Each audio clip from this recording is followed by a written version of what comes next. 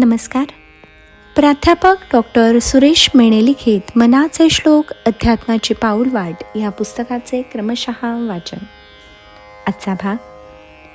असे सार साचार ते चोरलेसे, इही लोचनी पाहता दृश्य भासे.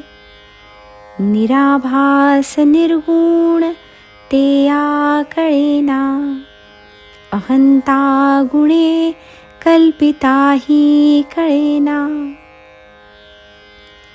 या श्लोकात समर्थ भगवंताच्या सगुण आणि निर्गुण रूपाविषयी भाष्य करतायत. समर्थ म्हणतात की हे जे परमतत्व आहे, ज्याला आपण भगवंत म्हणतो, परब्रह्मस्वरूप म्हणतो, परमात्मा म्हणतो किंवा चैतन्य म्हणतो, ते खरं म्हणजे गुप्त आहे. ते अदृश्य स्वरूपात आहे. प्रत्येक प्राणी मात्रात, चराचरात ते भरलेले आहेच, पण इतके असूनही ते आपल्या डोळ्यांना दिसत नाही.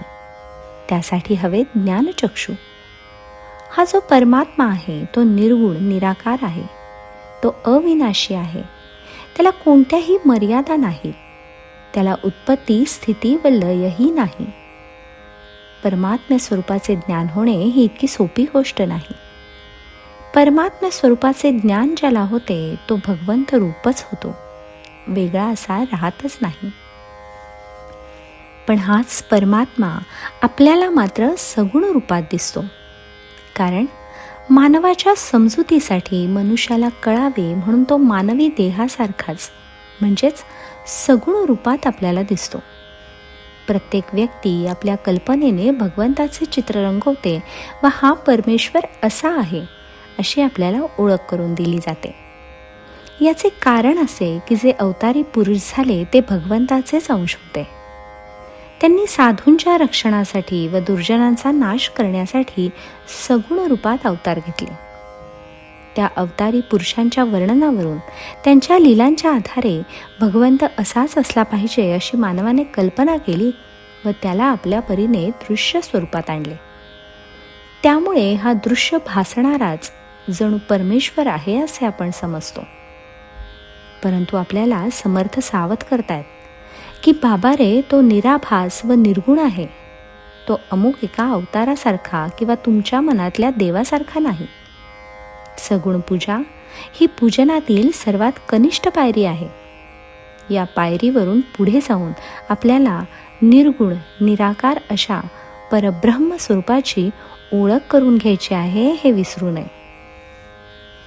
माणसाला जर हा निर्गुण निराकार अशा चित स्वरूपाची ओळख करून घ्यायची असेल तर अहंकाराचा वारा लागता कामा नये. कारण अहंकारामुळे तर कल्पनेतलाही देव आपल्याला पाहता येणार नाही. कारण अहंकारामुळे मती भ्रष्ट होते. सर्वत्र मी मी आणि मीच दिसू लागते. त्यामुळे कल्पनेतही मनुष्य स्वतःलाच पाहतो व म्हणूनच कल्पनेत सुद्धा भगवंत कळत नाही आणि दिसतही नाही.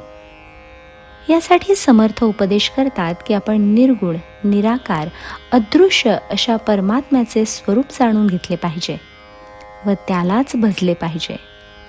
त्यासाठी विवेकाचे व ज्ञानाचे ज्ञानचक्षु हवेत. तसेच संत संगती हवी.